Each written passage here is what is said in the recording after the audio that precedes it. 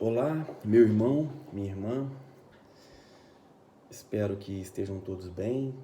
Meu nome é Wesley, eu sou cunhado da Ana, concunhado do Tiago, sou casado com a Lívia, irmã da Ana.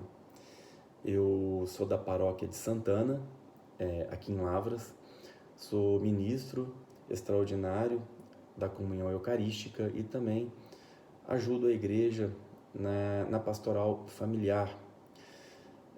Durante a minha juventude também participei, ajudei a criar, a fundar alguns movimentos de jovens e trabalhei bastante aí já dentro da igreja em vários setores.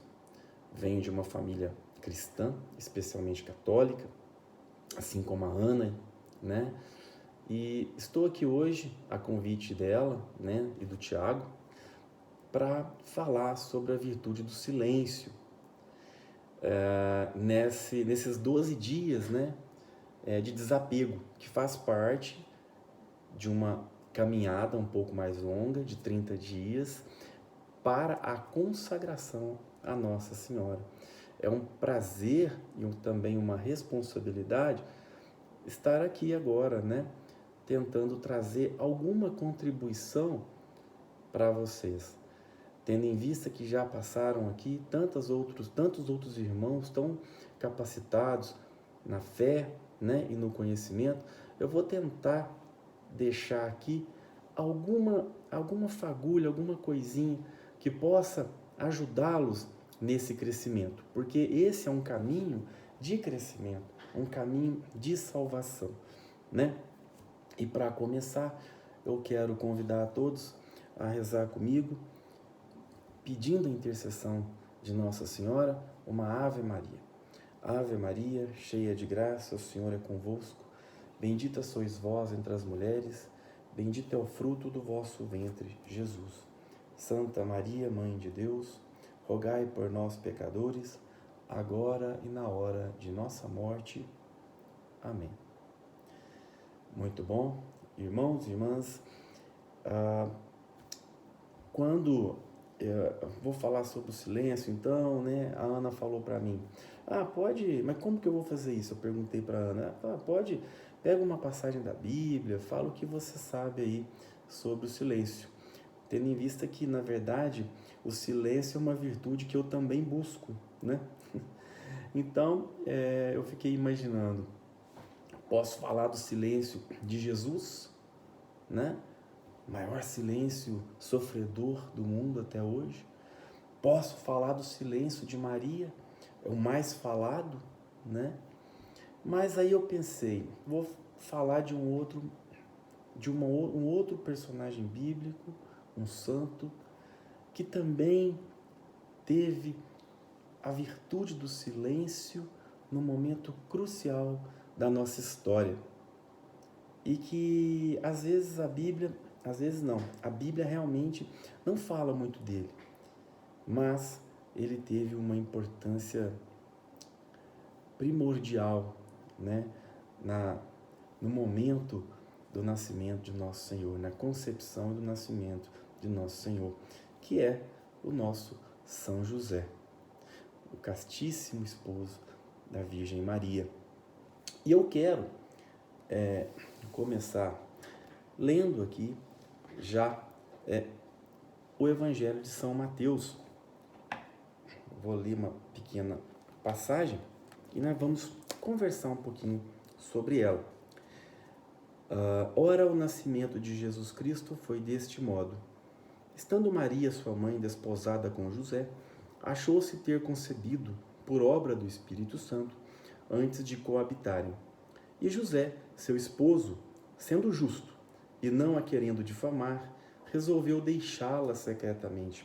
Ora, andando ele com isto no pensamento, eis que um anjo do Senhor lhe apareceu em sonhos, dizendo: José, filho de Davi, não temas receber em tua casa Maria, tua esposa, porque o que nela foi concebido é obra do Espírito Santo.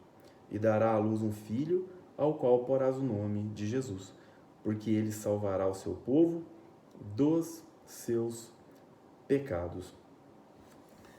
Bom,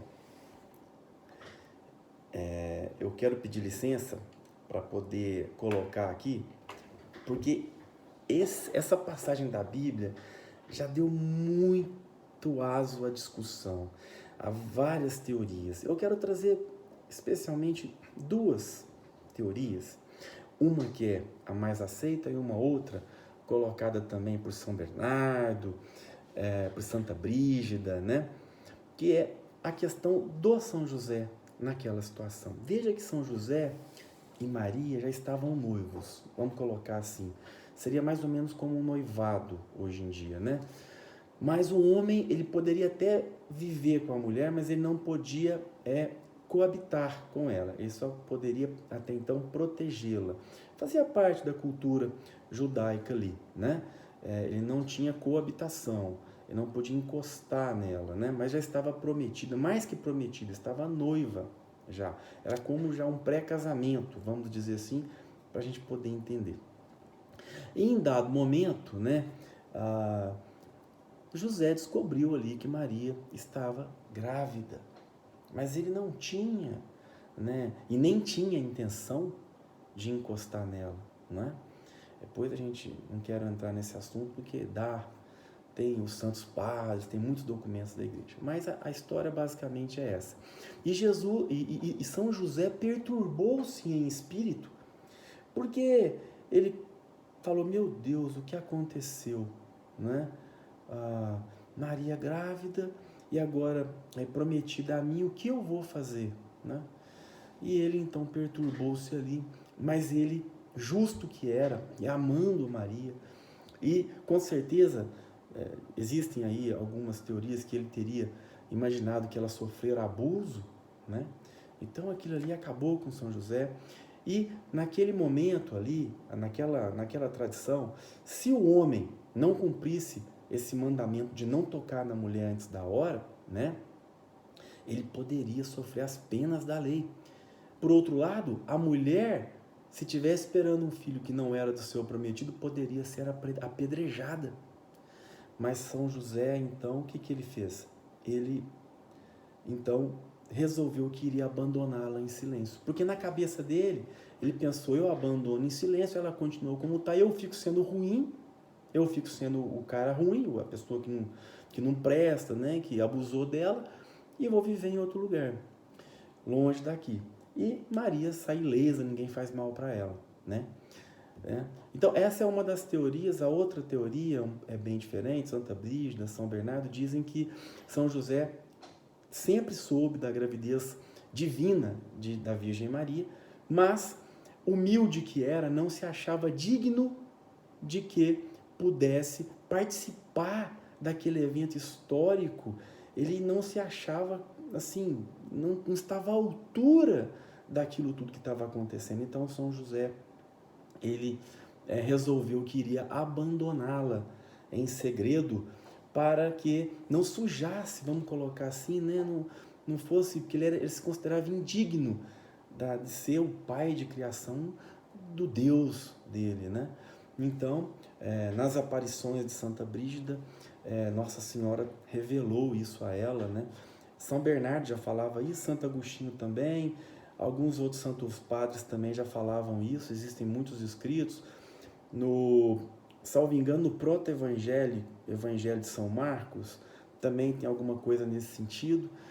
Mas enfim, existem essas duas teorias básicas aí sobre a vida de São José no momento em que ele descobriu a gravidez de Maria. Qualquer uma dessas situações era para São José uma dificuldade imensa, porque o que ele vai fazer? A cabeça dele ficou desesperado, ele não sabia para que lado que ele corria, né? E ele então fez uma oração, aquietou-se o espírito e o anjo em sonho apareceu para ele, dizendo a ele tudo o que ele deveria fazer. Essa atitude de São José de, primeiramente, abandonar em sigilo, em qualquer uma das versões qualquer uma das situações que seja, tá? A gente percebe que é uma é uma decisão solitária, é uma decisão de sigilo, é uma decisão humana, é uma decisão fruto de uma reflexão silenciosa. Muitas pessoas, no momento da dificuldade, no momento de dor, no momento de desespero, ela se debate, ela se agita, ela grita, ela xinga, ela ataca, ela fala palavras que não deve falar. Nós somos assim, né? Eu já fui muito assim. Hoje diminui bastante. Ainda continuo pessimamente, mas já melhorei muito já. E tenho certeza que muitos que estão me ouvindo ainda podem ser assim. Veja que José em momento nenhum se desequilibrou. Não há registro em nenhum lugar de que São José tenha proferido impropérios. Ao contrário, amando Maria e confiando em Maria, confiando na bondade de Maria, em momento nenhum São José falou, não, vou fazer um mal, eu vou buscar vingança, vou atacar, não. Confio nela, é amor absoluto. Maria era cercada dos anjos, foi criada no templo e diz na tradição católica que ela sempre teve os anjos por perto. Então, ela tinha uma aura ao redor que encantava todo mundo queria desposar Maria. Né? A gente sabe da história de como São José conseguiu, que a tradição ensina que São José conseguiu, né, conquistar ali o direito de desposar Maria. Mas veja que São José em momento nenhum se desequilibrou, manteve-se em silêncio até que Deus lhe deu a orientação. Essa parte é muito importante e nós vamos falar daqui a pouco sobre isso. Mas o que eu queria chamar a atenção nesse momento é isso, a necessidade que nós temos do silêncio na nossa vida. É o silêncio que nos faz enxergar a verdade, encontrar o caminho e pautar a nossa conduta de maneira que a gente consiga, se não evitar um dano, pelo menos diminuí-lo. Porque no desequilíbrio, na raiva, no ódio, no momento de dificuldade, uma palavra maldita pode ser uma desgraça para uma vida inteira, né? E nós temos, mais tecnicamente falando agora, nós temos basicamente dois tipos de silêncio. Nós temos aquele silêncio interior, que é uma busca racional pela reflexão, pela transcendência da alma, pela oração, pelo crescimento espiritual, onde a pessoa ela se recolhe, ela busca o recolhimento para que ela possa, vamos colocar assim, ela possa orar. Olha aí a oração que eu estava dizendo agora há pouco, né? Ela possa, então, através da oração, buscar uma intimidade com Deus, buscar uma orientação pelo Espírito Santo, né? Então o silêncio ele faz isso com a gente, ele nos aproxima de Deus.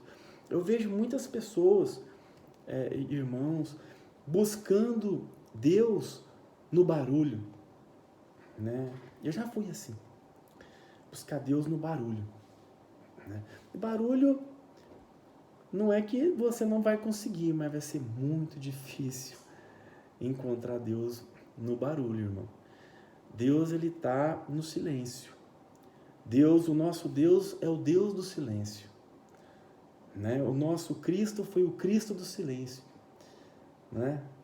Então, ele muitas vezes aceitava, ouvia uma situação e ele falava, que é isso? Ele tinha um dó daquela pessoa, mas ou às vezes ele era vítima de uma injustiça e ele não reagia. Então esse é o primeiro silêncio, o silêncio que é buscado racionalmente para a pessoa que quer orar, que quer melhorar a espiritualidade, buscar uma intimidade com Deus. A gente vê muito esse silêncio, que é um silêncio mais primário, a gente vê muito esse silêncio na vida dos santos, né? Todo santo é silencioso. Alguns são mais falador e tudo, mas todos eles têm o seu momento de silêncio. Até Jesus, quando queria refletir, orar, ele buscava o silêncio. Às vezes chamava 2 ou 3 apóstolos, vamos lá comigo, rezar. E ia, em silêncio. Né? São Tomás de Aquino era chamado de o boi mudo. Né? O boi mudo. Porque ele era meio assim, mais fortinho, mais gordinho, né? E grande, e não era de falar. Então, os universitários, na universidade onde ele estudava, os colegas dele chamavam ele de boi mudo. E se a gente for pegar os nossos santos, todos tinham uma atração fortíssima pelo silêncio, né? Então fica aí esse silêncio que a gente tem que buscar todo dia na oração, no espírito, meditar sobre a palavra, sobre o amor de Deus. O outro silêncio que eu quero falar aqui, irmão, é um silêncio um pouco mais prático, de difícil exercício, porque racionalmente ele é um pouco mais complicado mesmo, porque geralmente quando a gente tem que buscar ele, nós estamos sob o efeito das concupiscências, nós estamos sob o efeito das paixões gerais, das paixões específicas, que é aquele silêncio que brota numa situação fática da tua vida. Vou dar um exemplo. No trabalho, uma discussão, às vezes o patrão te acusa injustamente. Dependendo, irmão, da situação, não vale a pena se defender. É melhor, às vezes, silenciar, buscar um melhor momento para depois você abordar ali aquela pessoa e tentar conversar com ela. Às vezes nem vale a pena conversar. Às vezes você busca o perdão no seu coração e deixa, crê que Deus vai fazer justiça com você. Se não vier nesse mundo, virá no outro. Pode ficar tranquilo, a justiça sempre virá. É um silêncio muito difícil, sabe? Porque, por exemplo, uma discussão familiar entre marido e mulher, não é? Às vezes, você está discutindo ali uma palavra, às vezes você, na tua consciência, você está certo, você sabe que não errou, e aí o teu marido ou tua mulher vai te acusando ou te agredindo, uma discussão com teu filho, uma ofensa que teu filho faz a você, uma ofensa que você faz a seu pai, às vezes uma injustiça do seu pai e da sua mãe, às vezes falando que você fez alguma coisa errada, que você sabe que não fez. Isso já aconteceu comigo, né? Às vezes isso vai te aborrecer, mas às vezes você quer retrucar, você quer brigar, aquilo ali vai ter uma briga, dependendo do seu temperamento, ninguém sabe o que pode acontecer. Pode acontecer uma coisa muito pior. Então é preciso nesse momento, irmão, que a gente se cale, se silencie. Às vezes, em Provérbios, Provérbios 10, salvo engano, Provérbios 10, 18, 19 ali, mais ou menos, depois quem quiser pode buscar, fala que o homem que modera os lábios é um homem prudente, é um homem sábio, né? Então, moderar os lábios é sinal de prudência. Então, vamos moderar os lábios. Eu falo isso e é difícil fazer, é difícil, eu sofro com isso, né? Vou dar um exemplo aqui. Às vezes tem gente que fala, fulano é mais quieto, então ele modera os lábios, né? Porque eu, por exemplo, sou sanguíneo. O sanguíneo e o colérico são mais explosivos, né? Mas às vezes a pessoa que tem um temperamento mais fleumático, melancólico, às vezes você tende a achar que ele é bonzinho. Não é não, porque às vezes ele só não está exteriorizando, mas dentro dele não tem silêncio nenhum. Dentro dele tem ódio, tem angústia, tem tristeza, tem sentimento de vingança. Então, esse segundo exemplo de ódio, que é o ódio do nosso dia a dia, no trânsito, não é? Graças a Deus eu me acalmei no trânsito. Mas eu vejo pessoas no trânsito fazendo umas coisas que... Então vamos, às vezes, nos calar, é importante. Quer ver um exemplo de falta de silêncio? A reclamação. Reclamar das dificuldades. Reclamar é uma ausência da virtude do silêncio, porque quando a pessoa reclama, ela não está lembrando que o Deus dela morreu na cruz. Tem gente que acha que tem problema, na verdade não tem problema, tem dificuldade, mas ela age como se tivesse problema. Aí ela tá andando, tropeça na pedra e começa a xingar a pedra. Ela vai pro serviço, acontece alguma coisa, ela começa a brigar ali, porque porque minha vida não presta, minha vida é isso. Né? Falta de silêncio, falta de amor a Deus, falta da gente entender o que a gente tem que fazer, qual que é a nossa posição no mundo como cristão. Né? Bom, uma boa dica, né, para a gente poder, já encaminhando para o final, uma boa dica para a gente poder trabalhar o silêncio, irmão e irmã, é a gente praticar a oração. Olha aí, né? Tá tudo interligado, né? Todas as virtudes estão interligadas. Orar e estudar.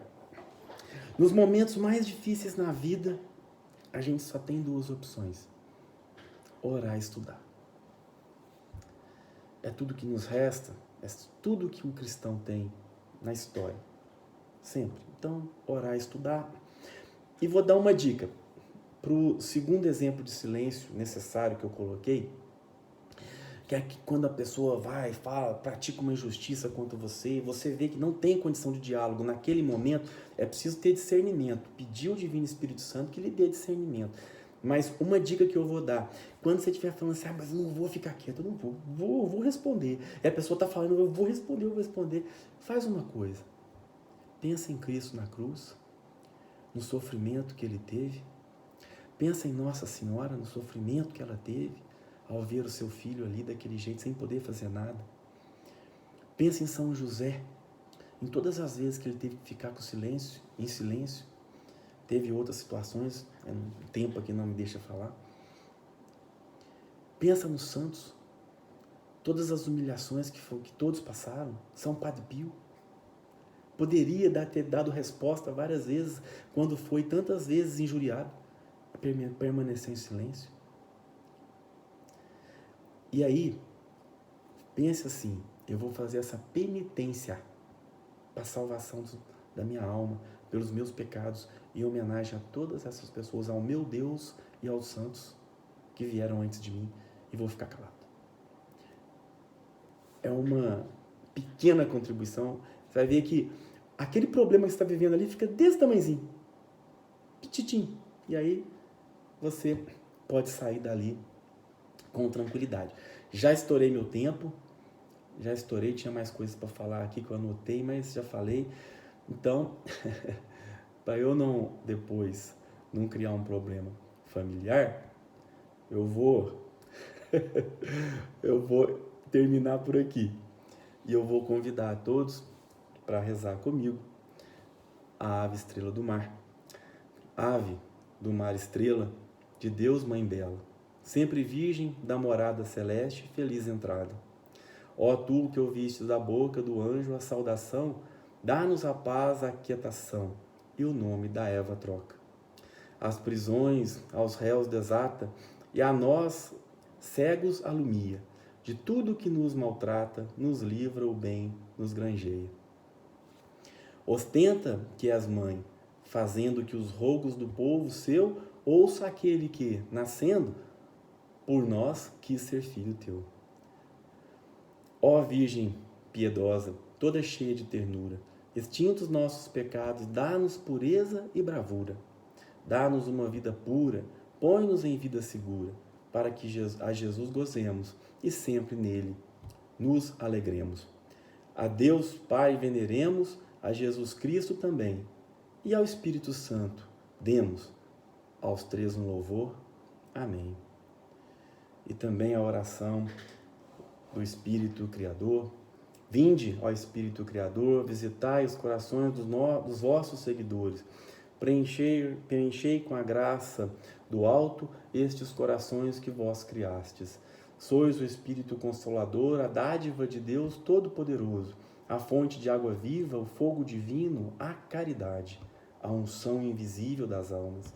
Vinde, então, com vossos 7 dons preciosos, vós que sois o dedo de Deus, vós que sois o conteúdo da promessa do Pai, vós que colocais o verbo do Pai em nossos lábios, iluminai os nossos espíritos com vossa luz, abrasai os nossos corações com vosso amor e santificai em todos os tempos nossa frágil carne.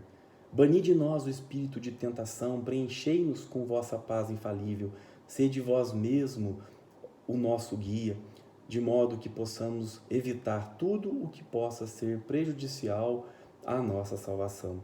Ensinai-nos a compreender o Pai, ensinai-nos a compreender o Filho e a vós mesmo. Sede sempre o objeto de nossa fé. Por isso, seja a glória em todos os tempos para Deus Pai, para o Filho ressuscitado e para vós, Espírito Santo. Amém. Enviai, Senhor, o vosso Espírito e tudo será criado e renovareis a face da terra. Oremos, ó Deus, que instruístes os corações dos vossos fiéis com a luz do Espírito Santo. Fazei que apreciemos retamente todas as coisas segundo o mesmo Espírito e gozemos sempre de sua consolação. Por Cristo, Senhor nosso. Amém. Vão com Deus, irmãos e irmãs, e faça uma oração por mim também. Muito obrigado.